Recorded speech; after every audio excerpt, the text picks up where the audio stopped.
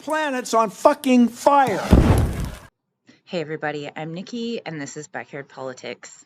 Exciting news for the channel. I now have my own website. It is backyardpolitics.com. So please go check that out. It's pretty cool. Kind of a work in progress, but I'm really excited about it. So just another way the channel's growing. And if you can support the channel, I would really appreciate it. I'm on Venmo at Backyard Politics. Every donation helps. No matter how big, how small, every donation helps. That way I can keep bringing content to you, keep upgrading, and eventually be as cool as Jimmy Dore. Come on, guys. So, anyway, I wanted to, also, really quick, follow me on Odyssey, because eventually I want to just say fuck it to YouTube. So, go follow me on Odyssey. It's free. You can watch everything over there that I have available on YouTube. So, thank you for supporting me. Like, share, subscribe, do all that fun shit. And here we go. I wanted to do a unique video covering what's going on in Israel and the genocide of the Palestinians. I reached out to a friend of mine for his take because he lives abroad and he studied the unrest in the Middle East for 30 plus years.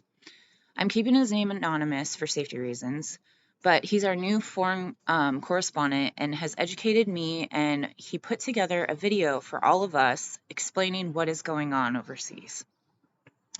Before I show you that video, I want you to know, disclaimer here, being critical of Zionism is not at all the same as being anti-Semitic.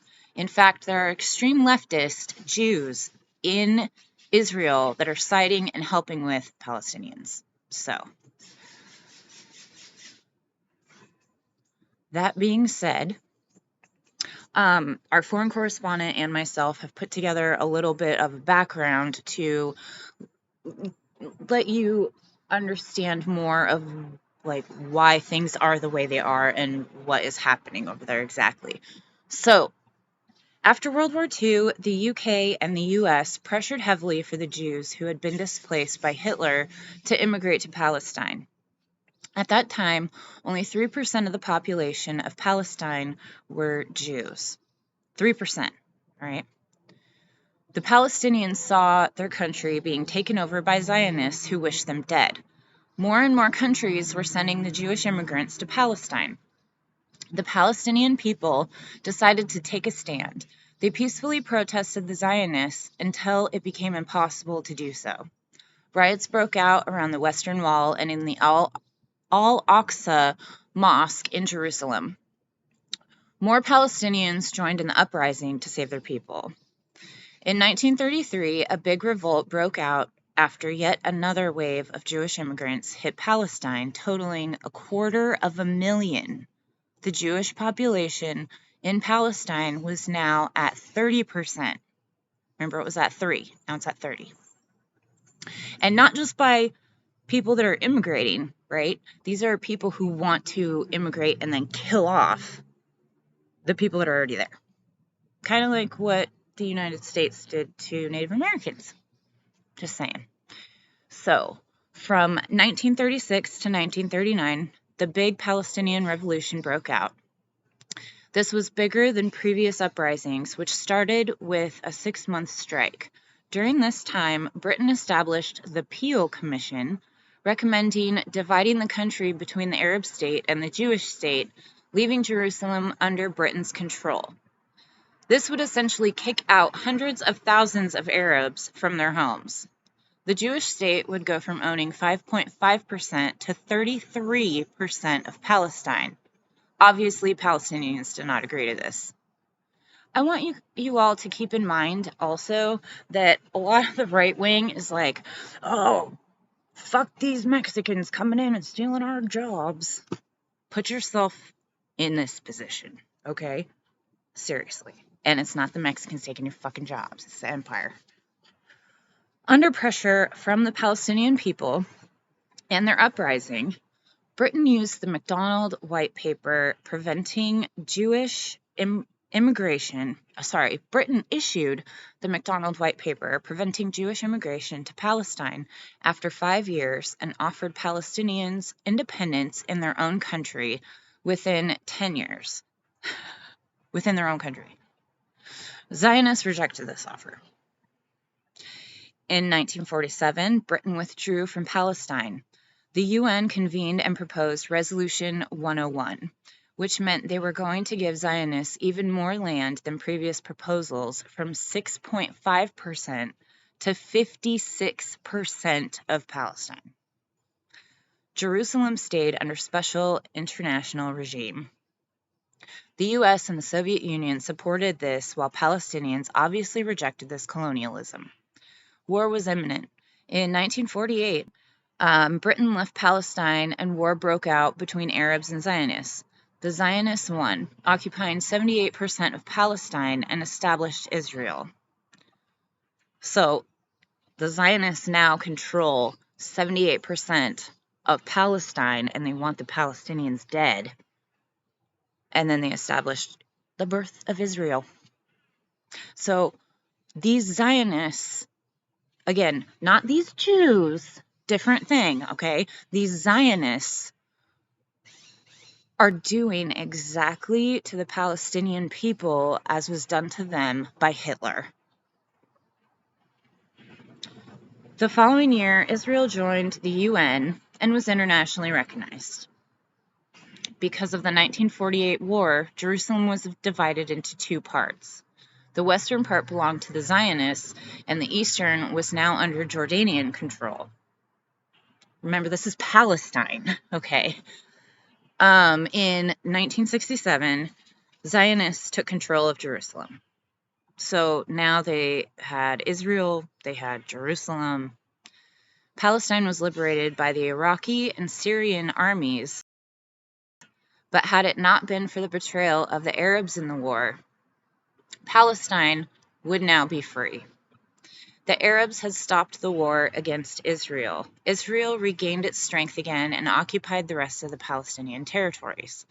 The Iraqi army entered and reached occupied Jerusalem, but the Arabs concluded a truce with Israel, and Palestine has not been liberated to this day.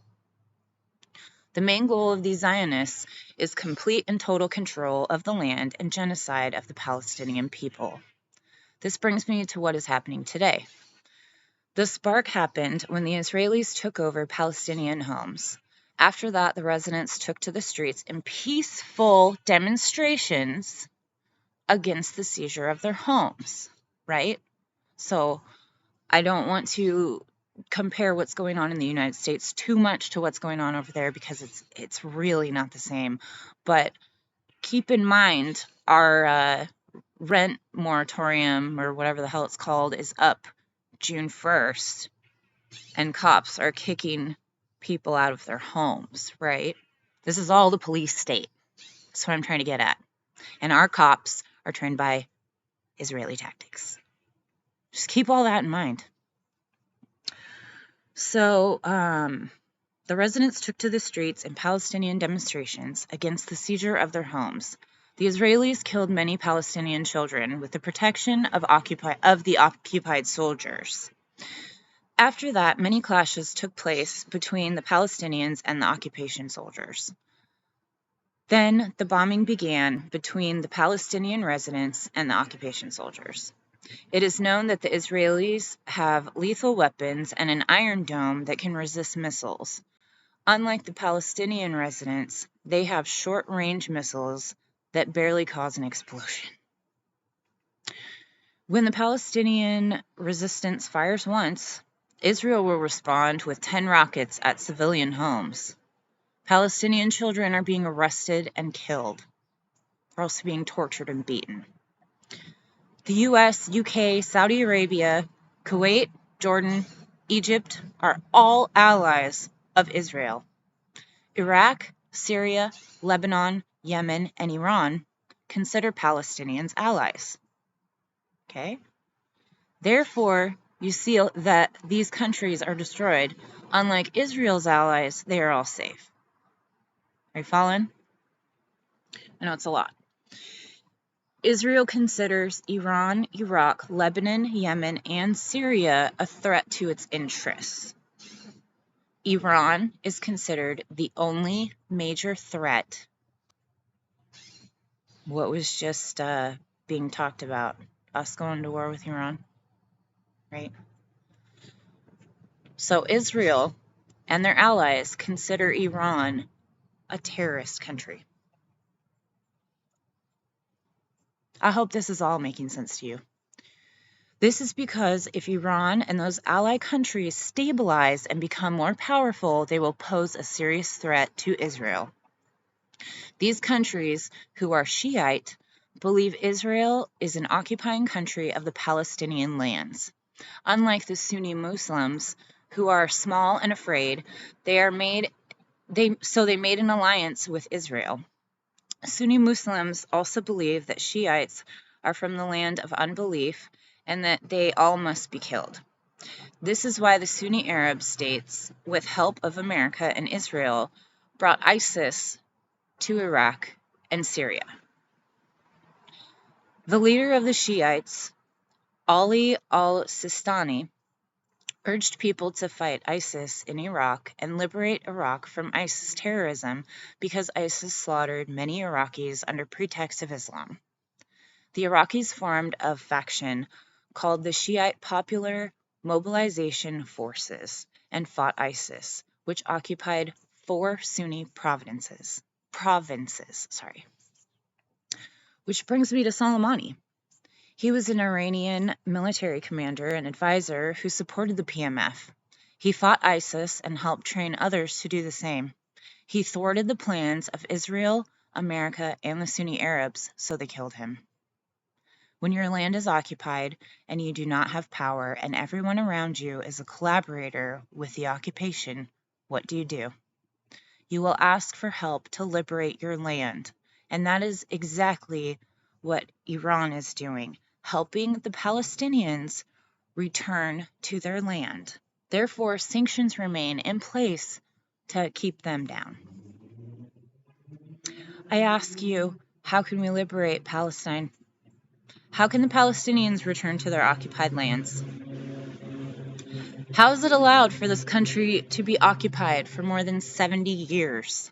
In recent days, Israel has sent more than 1,000 missiles and counting into apartment buildings, complexes, banks, towers, and press offices. Palestinians are facing genocide. Here's a video our foreign correspondent put together for us. My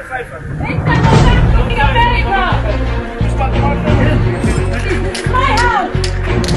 Hold your hand! Because you steal it! No! You are going to honor and get the man!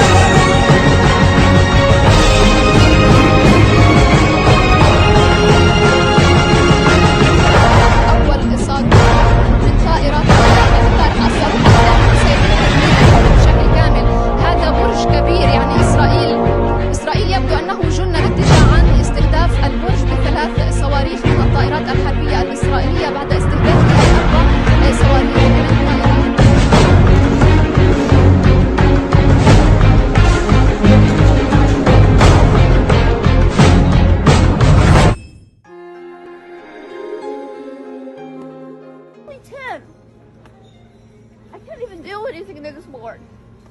I just want to be a doctor or anything to help my people, but I can't. I'm just a kid. I don't even know what to do.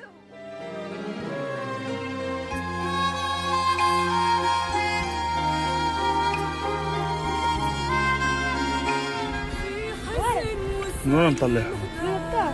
يعني هدول ضلهم هيك ملاح؟ انتوا كنتوا جوا الدار؟ وين كنت انت؟ مين هان انقصر؟ طب ليش بتعيط؟ مش مشكلة بتعوض. بعين الله. يعني هاي دموع حقيقية يا جماعة.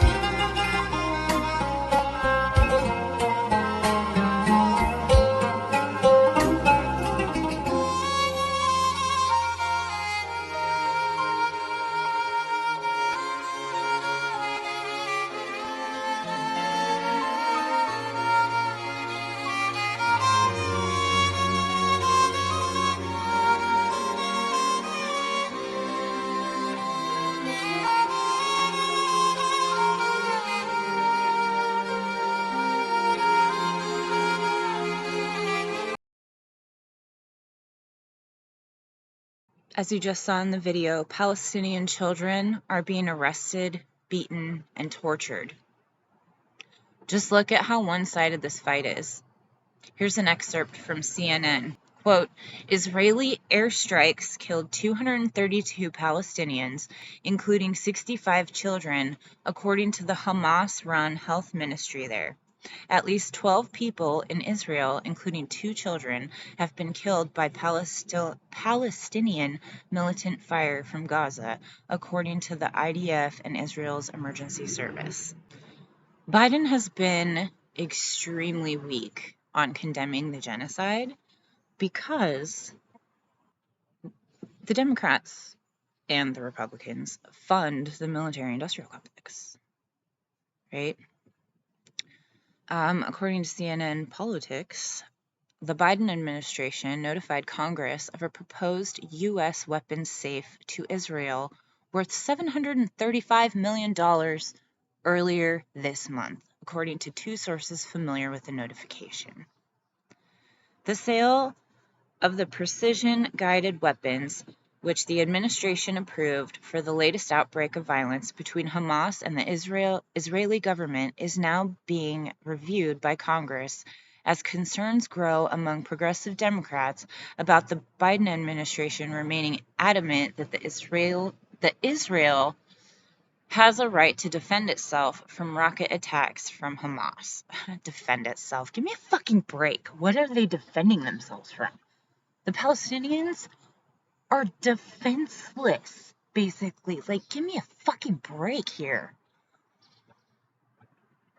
Israel has been the largest recipient of U.S. foreign assistance. Let me say this again, just for emphasis, okay? Listen up. Israel has been the largest recipient of U.S. foreign assistance since World War II, and this sale is one small part of overall U.S. military support. The U.S. pledged to provide $38 billion in military aid to Israel from 2019 to 2028 in an agreement between the 2 countries in 2016. But hey, no Medicare for all, no minimum wage of $15 an hour, no student debt forgiveness. Like, what the fuck? Nothing for climate change, we'll just bomb everything to bits. Remember, they didn't have money to give you. They didn't have your own tax dollars to give you for a UBI in a fucking pandemic. But this is what we're funding with our fucking money, okay? This is our fucking money funding this shit. You are funding blowing up babies. Congress has 15 days to review the proposed sale, which it received notification of on May 5th. Before it is finalized, the Washington Post was first to report blah, blah, blah.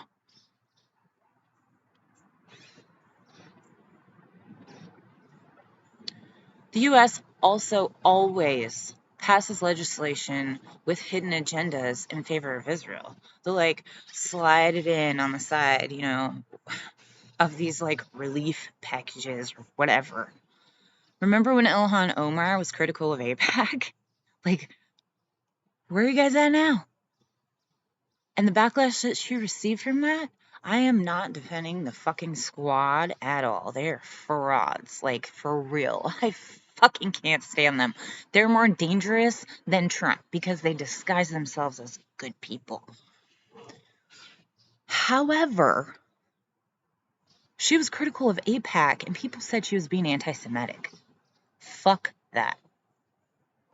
Right-wingers are threatened by Mexicans taking their jobs, coming in, taking their land. Right-wingers, you should be on the same side as the fucking Palestinians, right? I mean, logic says so. Zionists are doing the same to Palestinians as they had done to them in World War II, and they're hiding behind it. I saw a video on Katie Halper's show and it's called Biden Declines to Take a Question on Israel at Ford Event. Okay, I'm going to try to find it and link to it in the description box below because you guys need to watch it. He joked about not answering questions about Israel, and then he joked about running over the press.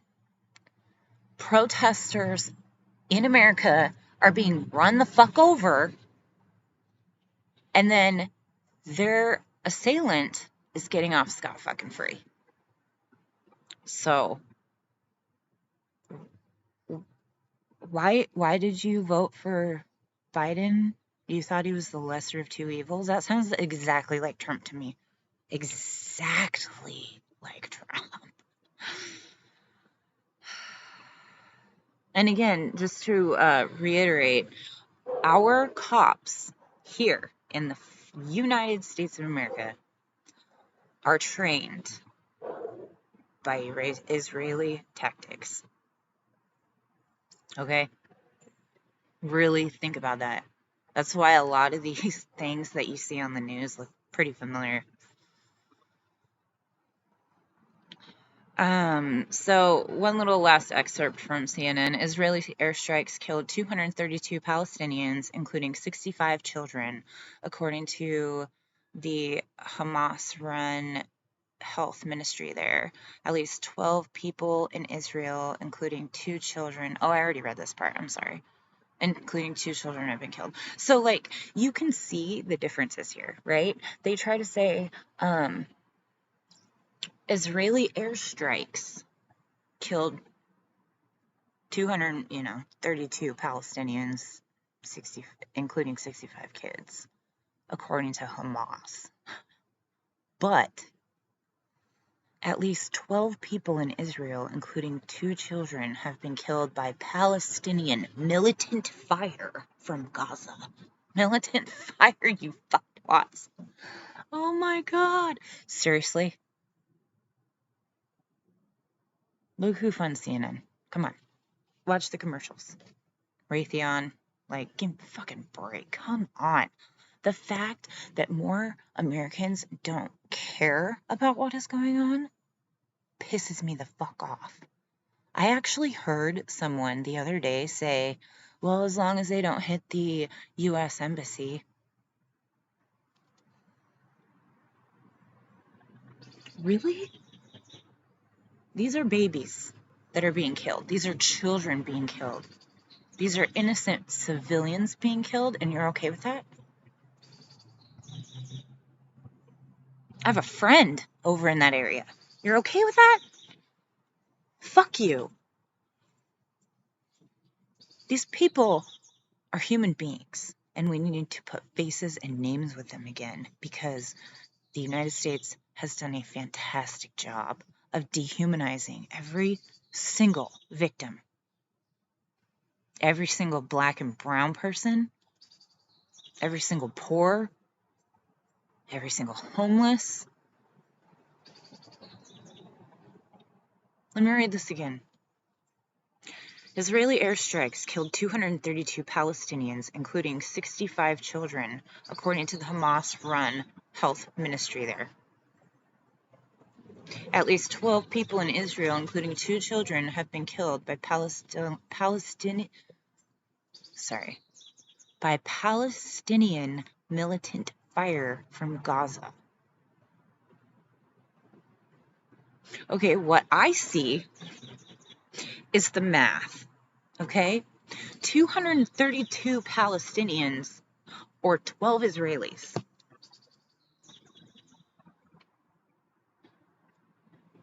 That's a fair fight though, right?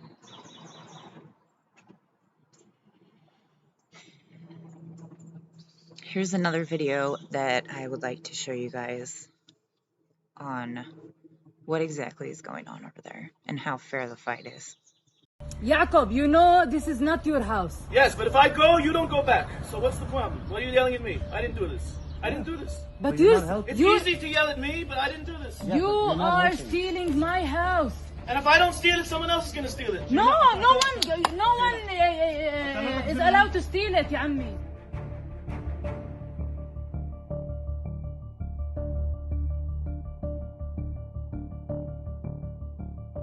اطلع برا دورنا.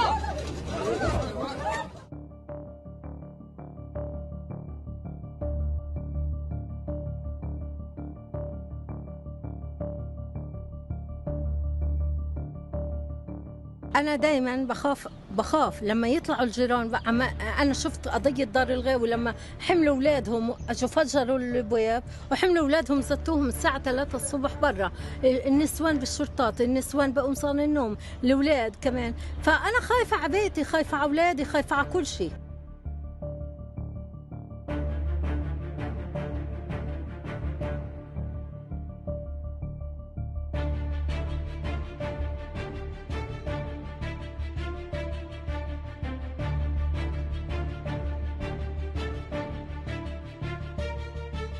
احنا بالعيلة 14 نفر، 7 صغار و7 كبار. مش راح نطلع، ايش ما بده يصير يصير. زي ما قلت لك احنا مش راح نطلع، واذا بدنا نطلع يعني نطلع على زي ما بقولوا يقتلونا بنطلع، غير هيك مش راح نطلع.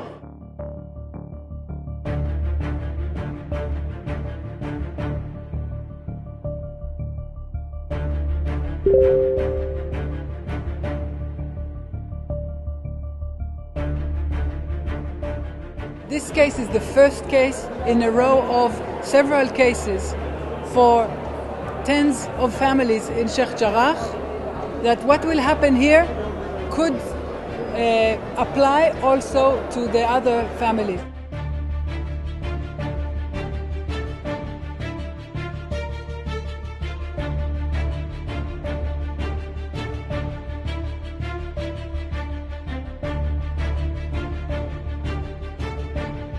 Here in Sheikh Jarrah, like many other neighborhoods all across Jerusalem, we are facing the imminent threat of forced displacement at the hands of billionaire-backed settler organizations working in collusion with the Israeli government and a judicial system that's inherently colonial. In the next few weeks, hundreds of us could be rendered homeless, including myself and my family.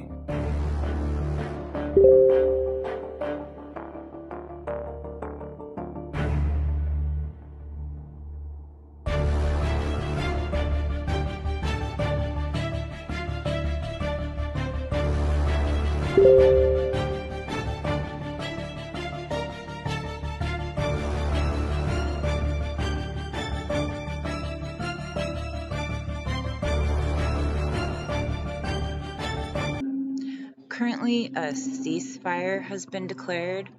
However, Palestinian protesters are still under fire of rubber bullets, tear gas, etc. And the ceasefire is not going to last very long, as the Palestinians are not only fighting against Zionists, they're fighting against the military-industrial complex. I'm always sick. I'm always out of know. I can't do anything. See all of this. What do you expect me to do? Fix it? I'm only 10. I can't even do anything this morning. I just want to be a doctor or anything to help my people. I can't. I'm just a kid. I don't even know what to do. I get scared, but not really that much. I do anything for my people, but I don't know what to do. I'm just 10. I'm just 10. All of this, when I see it, I literally cry every day, saying to myself, what did we do to this? My family said they just hate us. They just don't like us because we are Muslims. Why does Muslims act for you like that? You see all of the kids around me? They're just kids.